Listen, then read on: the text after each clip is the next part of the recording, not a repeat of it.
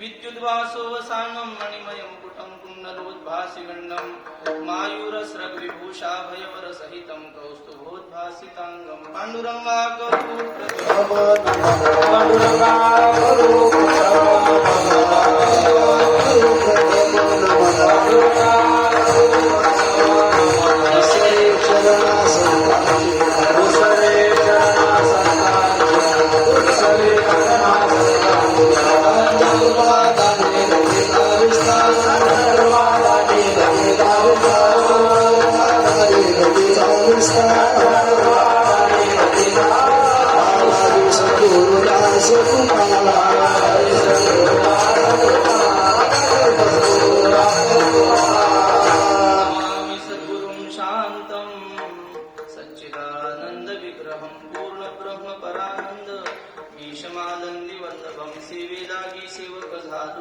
तुमच्या लागलो निज चरणा अहो स्वामी तुपया देवा यावरी न करावा भेरु संपाद्य ज्ञानं च विधाय भक्तिं विलोकितो येन समाधिराजा वैराग्ययुक्तं सुविचारवन्तं नमामि जोगं शिरसा गुरुन्तं घडो त्यांचा समागम ज्यांचे प्रेम विठ्ठली सहज त्यांच्या ऐकता गोष्टी परमार्थ पोटी दृढावे.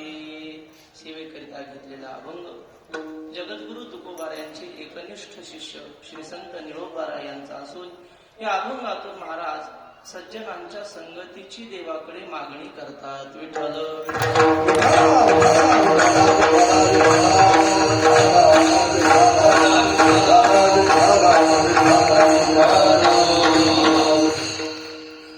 चालू असलेला भव्य दिव्य महोत्सव सकल संतांचा उत्सव.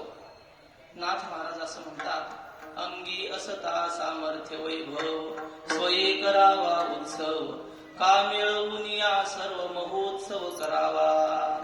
साधू संतांचे आणि देवाचे उत्सव तसं पाहिलं तर एखाद्या सामर्थ्यवान व्यक्तीने एकट्याने करावा, पण तेवढं सामर्थ्य आपल्या अंगी नसेल तर सगळ्यांच्या सहकार्याने का असेना पण या संत महात्म्यांचा देवाचा उत्सव केलाच पाहिजे या नियमाला अनुसरून आपल्या सगळ्यांचे मार्गदर्शक आदरणीय श्री गुरु लहाने माऊली यांच्या कुशल मार्गदर्शनाने हा उत्सव चालू आहे.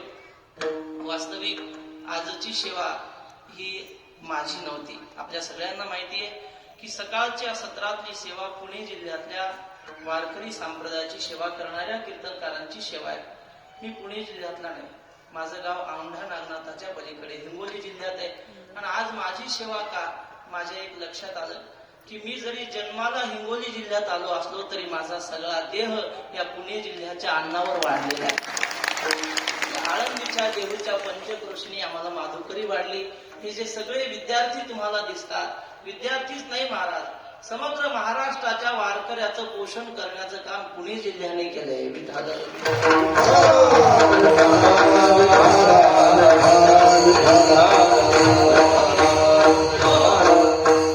तेव्हा अशा या पुण्यभूमीमध्ये श्री गुरु माऊलींच्या आधीने या ठिकाणी आलो आणि आजची सेवा श्री गुरु देहूकर महाराज यांची होती. तशी आम्ही देहूकर घरात जन्माला आलेलो नाही, पण सद्गुरु जोग महाराजांच्या संस्थेमध्ये अभ्यास केल्यामुळे सद्गुरु जोग महाराजांची संस्था म्हणजे देहूकरांची एक शाखाच आहे महाराज. आणि त्यांचे आम्ही अनुग्रहित असल्या कारणाने मी सुद्धा एका मार्गाने एका पद्धतीने देहूकरांचाच वंशज आहे असं म्हणायला हरकत नाही. श्री गुरु माऊली आपल्याला मार्गदर्शन करतात. शिरवळकरांच्या फळावर एक पुंडलिक बुवा म्हणून फार वयस्कर आत्मसाक्षात्कारी वारकरी आहेत.